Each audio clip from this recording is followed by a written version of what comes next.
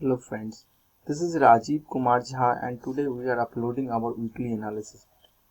In this video, first we will focus on US indices and after that we will try to focus on Indian indices and some particular stocks. So without any delay, we will start our video. आपको सबसे पहले मेरी screen पे जो ये दिख रहा है ये यूएस के 3 इंडाइसेस को मैंने चार्ट लगाया हुआ है। इसमें से पहला है ये नैस्डैक है, दूसरा S&P 500 है और तीसरा आपका डॉ जोन्स है। ये तीनों का चार्ट एक के जैसा ही है। ये पहले जो है सो मार्केट जो है आपका यहाँ से जो गिरावट हुई है, चाहे आप डॉ जोन्स में देख लो या आपको ये नैस्डैक में जो ये गिरावट जो दिख रही है, ये गिरावट जो है वो आपका वहाँ पे जो रेट ऑफ इंटरेस्ट का जो फियर था कि रेट ऑफ इंटरेस्ट बढ़ेगा और उसको लेकर के उनका फेड का जो हॉकिश स्टेटमेंट होगा, इसकी वजह से मार्केट गिरा और उसके बाद से मार्केट यहाँ से एक रिकवरी का साइन दे रहा है और ये तीनों इंडाइसेस दिखा रहा है। और इसको कंफर्मेशन आपको फ्राइडे के दिन मार्केट ने किया। वहाँ पे तीनों इंडाइसेस उसके 1 से 1.25% उसके पॉजिटिव बंद हुए हैं। तो मतलब ये है कि वहाँ पे सम टाइम के लिए उन्होंने जो मार्केट में रेट हाइक जो है उसको उन्होंने डिस्काउंट वो पहले से करके रखे हुए थे और उसको उन्होंने पचा लिया है। इन द लॉन्ग रन में इसका असर जरूर पड़ेगा क्योंकि यहाँ पे अर्निंग का सीजन वहाँ पे चल रहा है, तो कुछ की अर्निंग अच्छी आ रही है, कुछ की खराब आ रही है, जिसकी वजह से वहाँ के इंडाइसेस जो है मिक्स रिएक्शन अभी दिखा रहे हैं। बट आफ्टर सम टाइम के बाद में इस महीना तक जो है मुझे लगता है कि मार्केट आपका होल्ड आउट कर सकता है। बट उसके बाद से फिर इन द लॉन्ग रन में जो रेट हाइक हो रही है उसका असर आएगा। अब अगर हम इंडियन इंडाइसेस की अगर हम बात करते हैं तो हमारे यहाँ निफ्टी और बैंक निफ्टी क्या करना की कोशिश कर रहा है।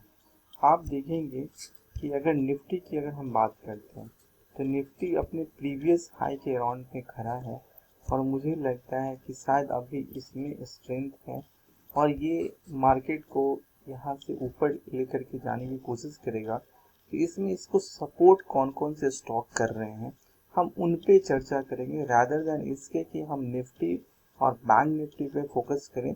इससे अच्छा हमें बेहतर ट्रेडिंग की अपॉर्चुनिटी जो मिलेगी वो पर्टिकुलर स्टॉक्स में मिलेगी। हालांकि मुझे ऐसा लग रहा है कि कल आपका बैंक निफ्टी में आपको एक ट्रेडिंग की अपॉर्चुनिटी मिलेगी, इसलिए क्योंकि बैंक निफ्टी लोअर लेवल से आपका रिकवर हुआ था। कल लास्ट फ्राइडे की अगर हम बात करते हैं तो लास्ट फ्राइडे को बैंक निफ्टी ने आपका जो लो आपका जो लगाया था वो लगाया था आपका 41,000 के अराउंड का लो लगाया था और इसकी क्लोजिंग जो हुई है वो 41,258 पे हुई है। तो मुझे लगता है कि अगर बैंक निफ्टी अगर 41,000 को अगर होल्ड कर रहा है तो फिर आप 41,000 जो प्रीवियस हाई है इसका 41,300 और उसके बाद में 41,600 की जो बात है आप वहां तक इसको देख सकते हैं। लेकिन ये तभी होगा जब प्राइवेट बैंक भी मार्केट को सपोर्ट करें। अगर आप लास्ट फ्राइडे को देखेंगे तो प्राइवेट बैंक मार्केट को सपोर्ट नहीं कर रहे थे बट पीएसयू बैंक मार्केट को सपोर्ट कर रहे थे, जिसकी वजह से एक लोअर लेवल से रिकवरी आई थी। तो कल अगर प्राइवेट बैंक भी अगर मार्केट को सपोर्ट करेंगे तभी बैंक निफ्टी ऊपर की ओर जाएगा। तो मैंने इसीलिए कहा कि अगर हम लोग अभी कुछ समय के लिए अगर इंडाइसेस से अपना ट्रेडिंग का नज़रिया अगर हटा दें तो हमें पर्टिकुलर स्टॉक्स में बहुत बेहतर अपॉर्चुनिटी मिलेगी। तो हमारा कोशिश ये रहता है कि अगर पर्टिकुलर स्टॉक्स में हमें बेहतर अपॉर्चुनिटी मिले तो हम वहाँ पे अपनी ट्रेडिंग को फोकस करें। इसमें से मेरा पहला स्टॉक है वो है मेरा बजाज फिनसर्व। हालांकि बजाज फिनसर्व ने लास्ट डे भी आपका मार्केट में रैली किया था बट ये अभी भी अपने प्रीवियस हाई को क्रॉस नहीं किया है और मुझे लगता है कि कल ये अपने प्रीवियस हाई को क्रॉस करेगा और इसका आप स्टॉप लॉस अगर आप लगाना चाहें तो आप छोटा सा आप इसका स्टॉप लॉस लगा सकते हैं। मार्केट में 1770 का स्टॉप लॉस लगा करके आप इसको लॉन्ग करें। तो मेरा इसका पहला टारगेट 1850 और दूसरा टारगेट मेरा 1900 का इसका है। दूसरे स्टॉक की अगर हम बात करेंगे तो वो है हमारा अल्ट्राटेक सीमेंट। अल्ट्राटेक सीमेंट इस रैली में पार्टिसिपेट नहीं किया है। तो मुझे लगता है कि अब सीमेंट सेक्टर मार्केट में धीरे धीरे पार्टिसिपेशन उनका आ रहा है। तो ये वैसे भी अगर आप देखेंगे तो ये यहाँ पे क्या है, राउंडिंग बॉटम पैटर्न का ये निर्माण कर रहा है। तो मुझे लग रहा है कि अल्ट्राटेक सीमेंट जो है यहाँ पे से आपका ब्रेकआउट करने को रेडी है। और मेरा पहला इसका टारगेट जो है मेरा 7040 का मेरा पहला इसका टारगेट है।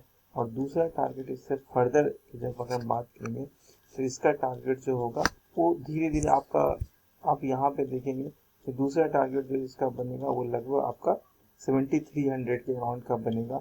और उसके बाद में इससे आगे जब ये बनेगा इसका तीसरा टारगेट जो होगा वो 7500 का होगा।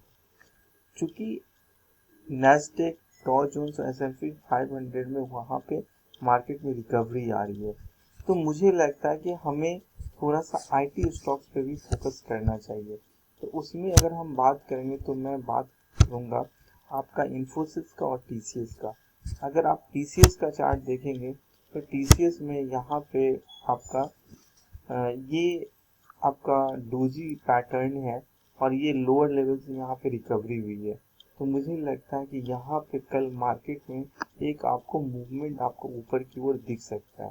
तो आप IT स्टॉक पे फोकस करना चाहते हैं तो आप TCS पे नज़र रख सकते हैं। और दूसरा जो मेरा स्टॉक है वो है मेरा इन्फोसिस। सेम चार्ट पैटर्न आपको इन्फोसिस में भी दिखेगा। अपर लेवल से एक हल्का सा प्रॉफिट बुकिंग हुई थी और ये हल्का हल्का छोटा छोटा जो कैंडल जो दिखा रहा है ये आपका डोजी का ही कैंडल है। और मुझे लग रहा है कि यहाँ से मार्केट में एक रिवर्सल आएगी तो आप यहाँ पे ये एक फ्लैग पैटर्न का निर्माण कर रहा है। तो अगर हम यहाँ पे छोटे टाइम फ्रेम में देखें, जैसे आप 1 आवर में इसको देख सकते हैं, तो 1 आवर में यहाँ पे एक फ्लैग बन रहा है और यहाँ से एक रिवर्सल का साइन है। तो अगर मार्केट 1506 को अगर होल्ड करता है तो फिर आप इस स्टॉक में लॉन्ग कर सकते हैं और अपने स्टॉप लॉस को ट्रेल करते जाएं। मेरा टारगेट जो है ये 1570 का इसमें मेरा टारगेट होगा। दूसरे में कुछ स्टॉक्स की और चर्चा करूंगा जो मार्केट, जब हमेशा मार्केट में अगर आप देखेंगे तो अभी मार्केट मतलब सेक्टर वाइज रोटेशन हो रहा है या पर्टिकुलर स्टॉक्स के जरिए मार्केट मूव कर रहा है।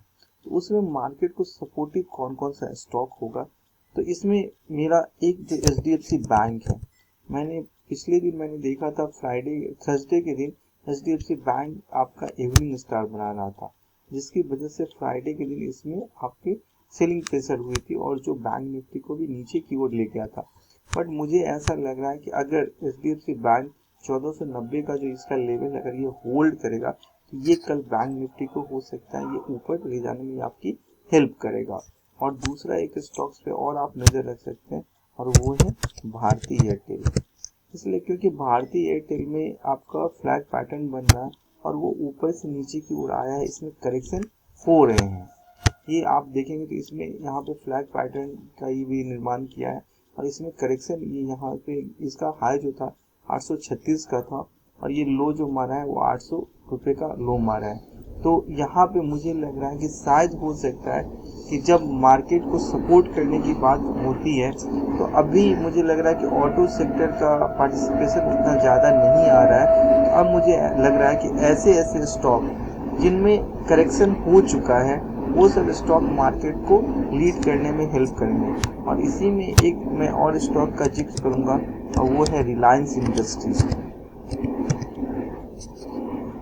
लास्ट डे भी रिलायंस इंडस्ट्रीज ने मार्केट को थाम कर रखा था और लास्ट डे ये आपका हायर हाई फॉर्मेशन में अभी आप देखेंगे तो इसने प्रीवियस हाई को क्रॉस नहीं किया है, बट मार्केट में अब धीरे धीरे ये ऊपर की ओर जा रहा है।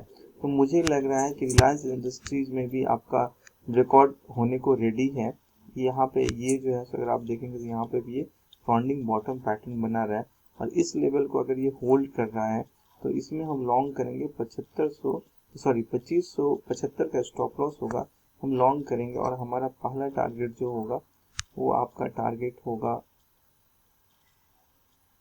2639 और हमारा स्टॉप लॉस होगा वो 2575 का। फिर इसके बाद में हम इसको आगे की ओर बढ़ाएंगे क्योंकि ये धीरे धीरे मार्केट में जो है आपको मार्केट को बचाने की कोशिश कर रहा है। जब मार्केट में जब कभी भी प्रॉफिट बुकिंग होता है तो रिलायंस मार्केट को सपोर्ट करने लगता है।